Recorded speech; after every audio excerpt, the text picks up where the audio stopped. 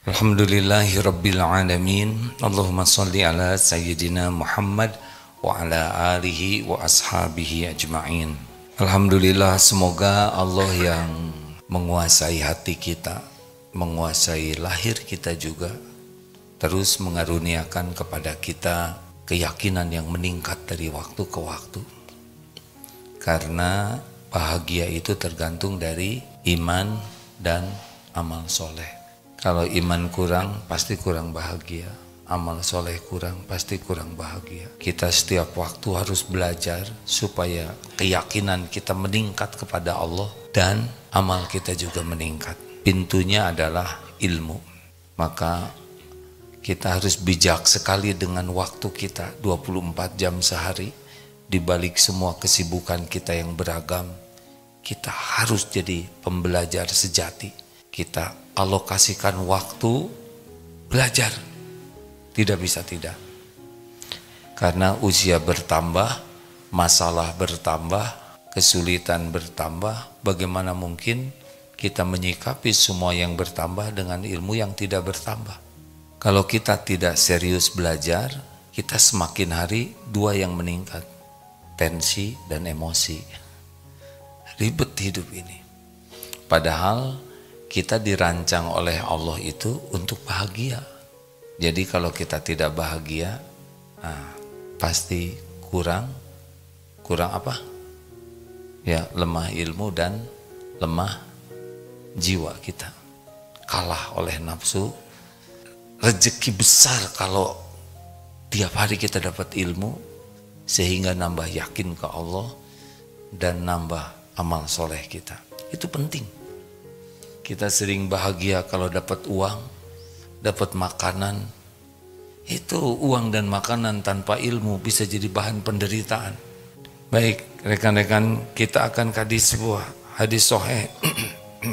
Jadi ada 4 hadis yang sesudah dikumpulkan oleh seorang ulama. Dari semua keterangan ini pilarnya. Kalau orang memiliki 4 ini, insya Allah akhlaknya mulia. Jadi dikumpulkan oleh beliau tentang hadis akhlakul karimah, diurut, ternyata 4 ini yang menjadi pilarnya. Sudah pernah dibahas dan sekarang dibahas lagi. Kenapa? Karena sudah lupa. Ya begitu. Yang pertama, la yu'minu ahadukum. Tidaklah sempurna iman seseorang hatta hingga yuhibba li akhih ma yuhibbu li nafsih. Mencintai, menyukai apa yang untuk saudaranya sebagaimana menyukai apa yang untuk dirinya. Jadi bukan mencintai saudaranya sebagaimana mencintai dirinya sendiri. Bingung ini gimana? Tapi sederhananya kita senang kepada apa yang ada pada saudara kita sebagaimana kita senang kalau kita mendapatkannya. Antri di undangan, kita senang dapat ayam yang paling besar. Tiba-tiba ayam inceran itu diambil oleh sahabat kita yang depan. Gimana perasaannya? Kalau nyesek kurang tah. Harusnya kalau kita senang ayam itu, lalu ayam itu, makanan itu diambil oleh teman, kita bahagia. Wah, berat ya. Ini baru bab makanan. Kalau kita suka dapat sesuatu, maka kita suka. Kalau saudara kita dapat apa yang kita suka itu juga. Nah, kalau turun dari itu ada tingkatan-tingkatannya. Yang terburuk adalah kita tidak suka saudara kita dapat nikmat dan suka kalau dapat musibah. Ini terburuk nih, terburuk. Jadi siapa yang disebut saudara? Innamal mu'minuna ikhwah. Ini kita bicara saudara seiman. Jadi di pengajian dengan saudara sekeluarga, adik kakak, dengan saudara di pesantren, ini saudara semua ya. Innamal mu'minuna ikhwah. Bagaimana nih rasa kita kalau kita ada puas teman kita tidak berprestasi atau jatuh dan kita tidak rela, itu berarti tingkatan iman kita dangkal sekali. Kita baru jadi seorang pendengki. Ada tingkatan lebih baik dari yang tadi tapi tetap buruk, yaitu enggak lah, janganlah teman-teman saya ini, sahabat-sahabat saya ini jangan ada yang rugi, jangan ada yang bangkrut, tapi ya jangan sukses juga gitu. Dia tidak menghendaki orang rugi, tapi ya nggak usah sukses. Nah itu masih dengki. Dia masih tidak rela orang lain dapat nikmat, walaupun jangan sampai celaka. Kalau yang pendengki sejati itu harus celaka, bahagia kalau celaka tuh. Nah ada yang lebih baik dari itu masih tetap jelek, tapi sudah lebih baikan lah ya, yaitu ya udah nggak apa-apa deh, teman saya juga maju, ada prestasinya, tapi di bawah saya gitu. Jadi boleh deh dia jadi ranking, tapi ranking 11 karena saya ranking 10 begitulah. Jadi sudah rela orang lain dapat keuntungan, sudah rela orang lain dapat prestasi, tapi belum rela disamai. Ini dengki juga.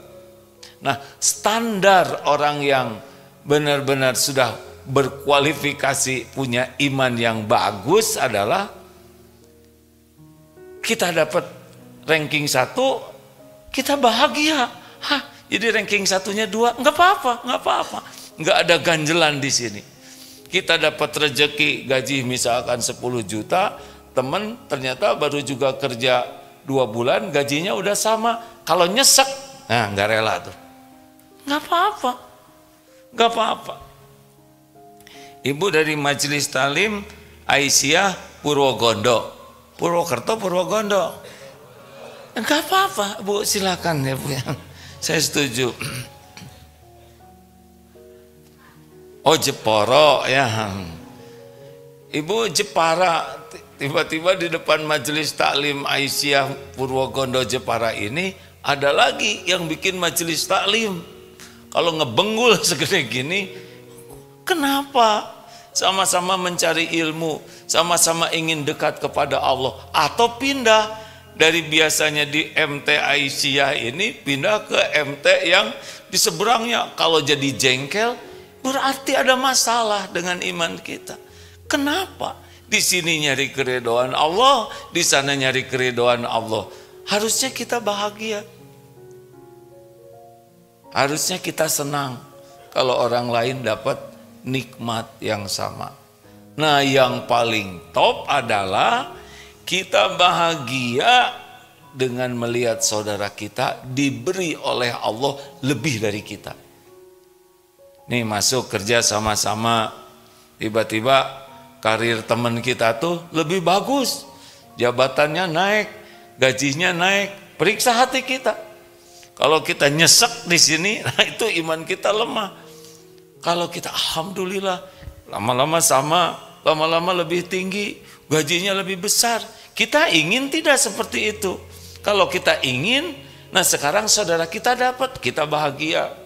Itu sebetulnya yang harus kita miliki. Jadi blang hati ini enggak ada penyakitnya. Kenapa pada bete begini? Kok tahu penyakit saya? Enggak tahu ada. Tapi karena penyakitnya sama, jadi standar dengki itu. Kita kan SMS, susah melihat orang senang, senang melihat orang susah. Bila hati kian dengki, gimana? Masa udah lupa? Yang ngarangnya aja udah lupa. Hati kian dengki, oh tidak rela. Gimana jadi panjang begitu? Bila hati, susah-susah amat lah, yang gampang aja. SMS, susah lihat orang senang, senang lihat orang susah. Bila hati kian dengki, Tidak rela orang dapat rezeki. Ya dah, jangan nyiksa diri. Udah periksa itu. Jadi sekarang di keluarga aja nggak usah jauh-jauh. Adik beli mobil, kita kakaknya belum kebeli, tiba-tiba nyesek. Mau ngapain? Allah ngasih rezeki sesuka Allah. Allah tuh satu-satunya pembagi rezeki. Tidak ada satupun makhluk yang mendapatkan rezeki kecuali pasti dari Allah. Sebagai apa? Sebagai apa? Sebagai karunia atau ujian? Ujian.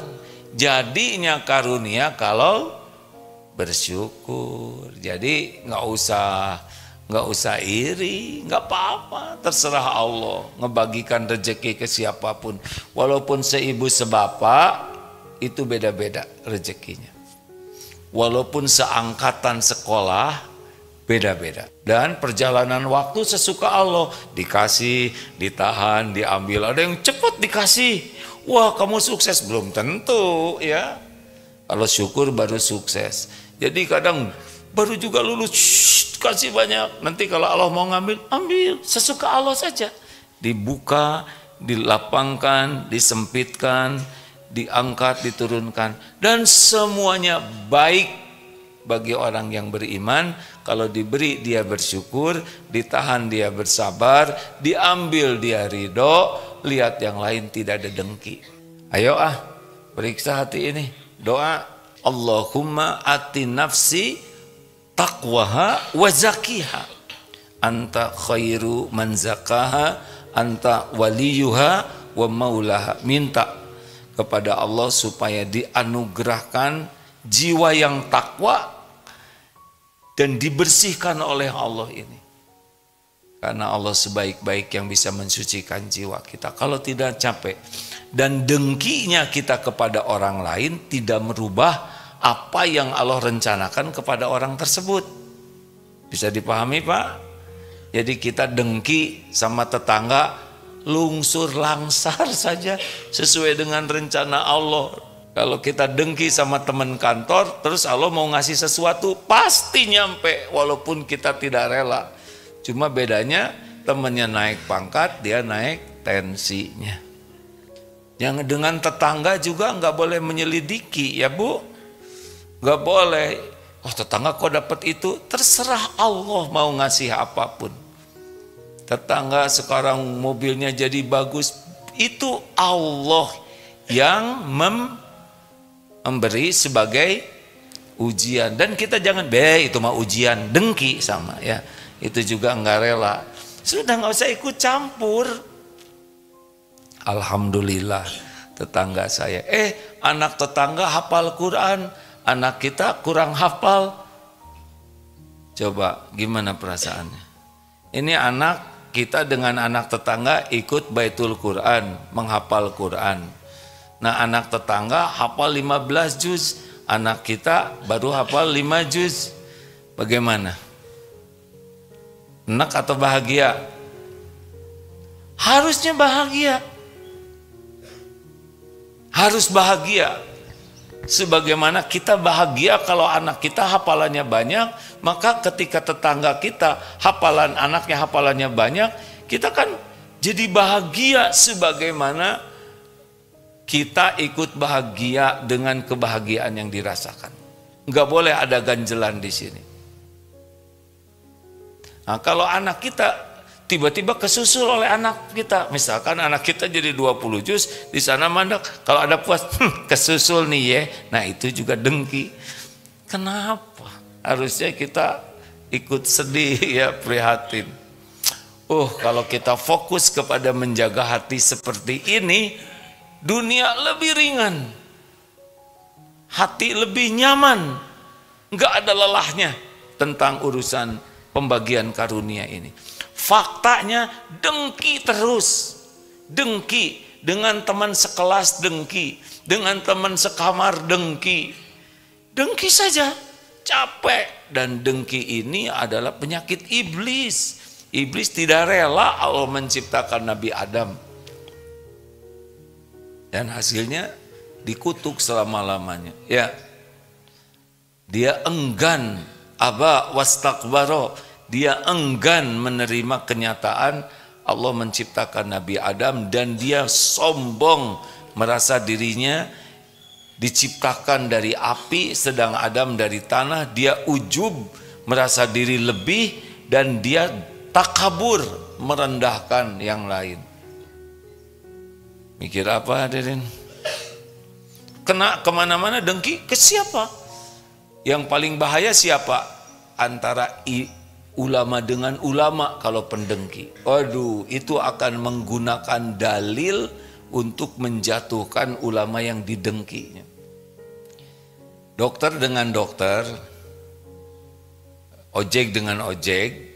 Misalkan penumpangnya ini besar, gemuk, sedang temennya penumpangnya kurus, bayarnya sama.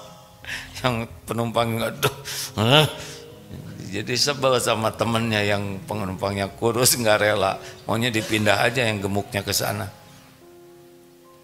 Santri dengan santri, apakah mungkin imam dengki dengan imam? Mungkin, kalau imamnya termasuk dengkimen. Apa cirinya? Ketika seorang maju jadi imam, hati nggak rela karena dia ingin. Kemudian imamnya bacaannya lupa, dia bahagia, yes begitu.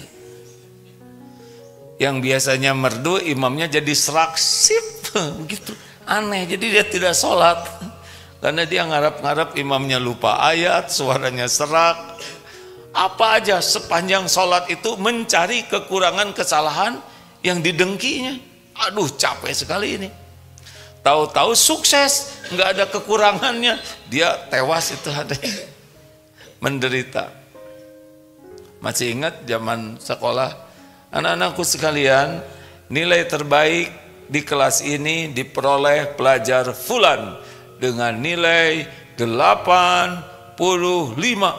Hah? Dia 85? Gak mungkin, gak mungkin. Si dengki begitu, gak mungkin. Gua tahu modal dia, pasti ada main sama guru. Oh, kata guru, maaf anak-anakku ada salah nilai. Tuh kan, apa kata gue juga? Gak mungkin. Bukan 85, 95. Nah, oh, begitu. Aneh.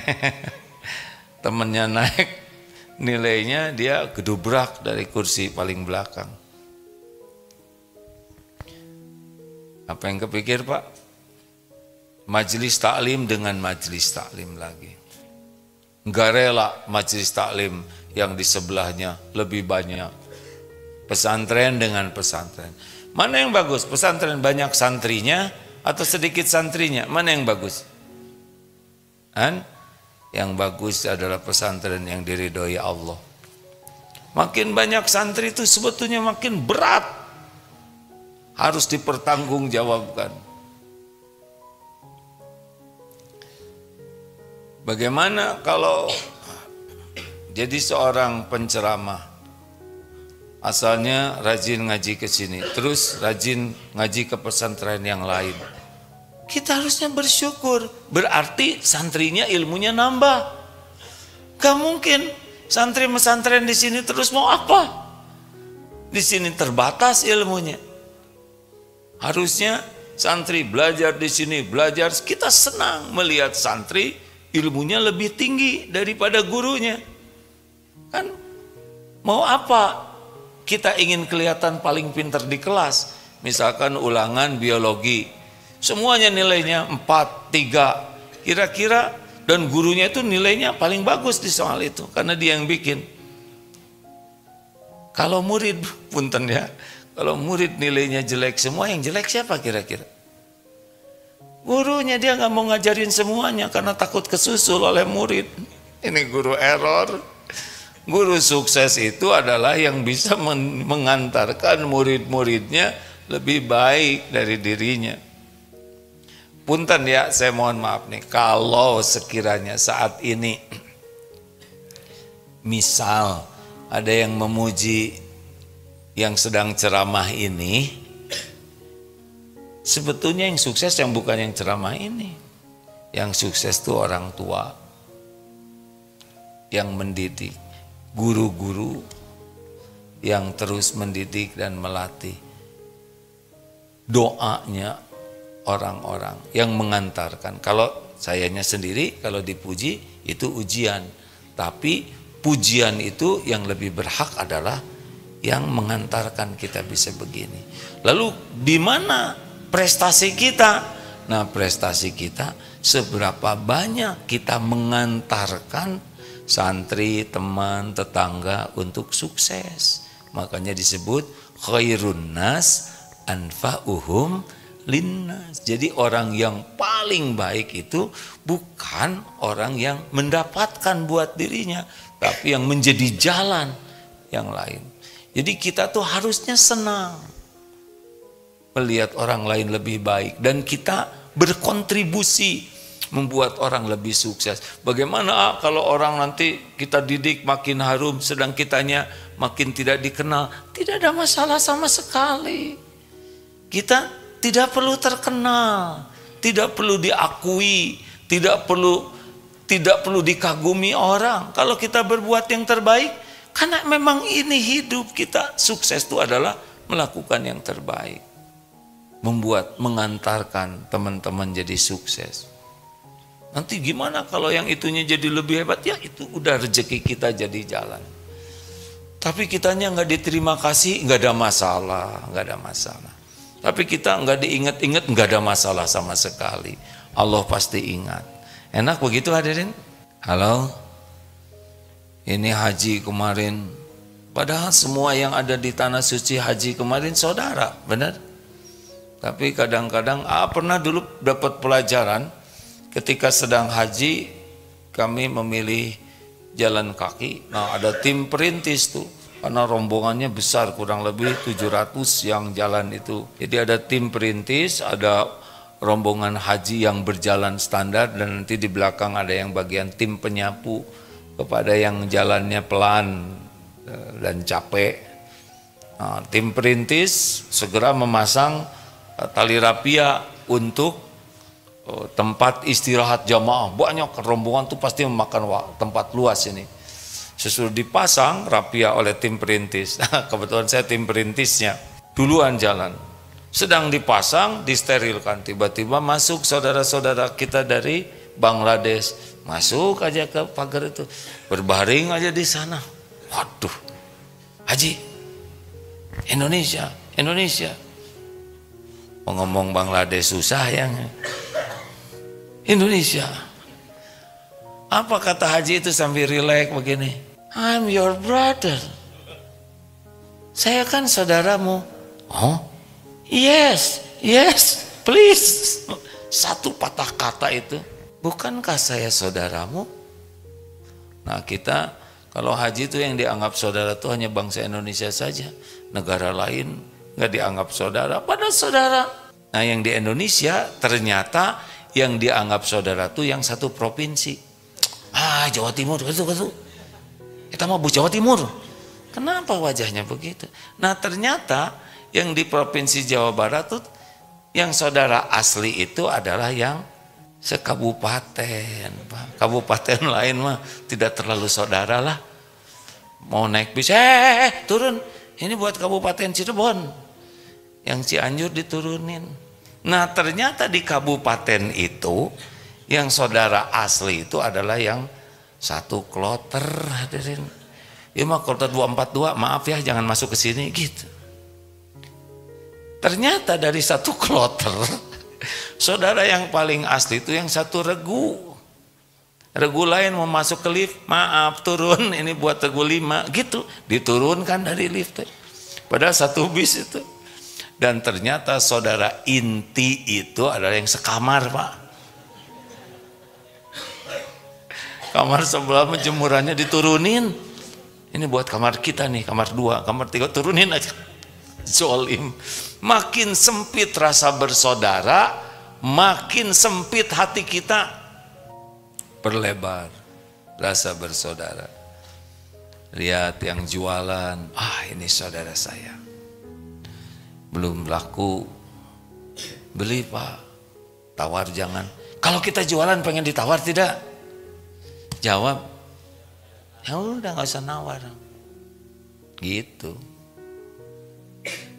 Coba Kalau kita melakukan kesalahan, kita ingin dimaafkan tidak? Maafkan orang lain. Kalau kita bikin salah, kita ingin dimarah tidak? Jawab. Nggak usah marah sama orang lain. Apa yang kita suka untuk kita, kita juga suka kalau yang lain mendapatkannya.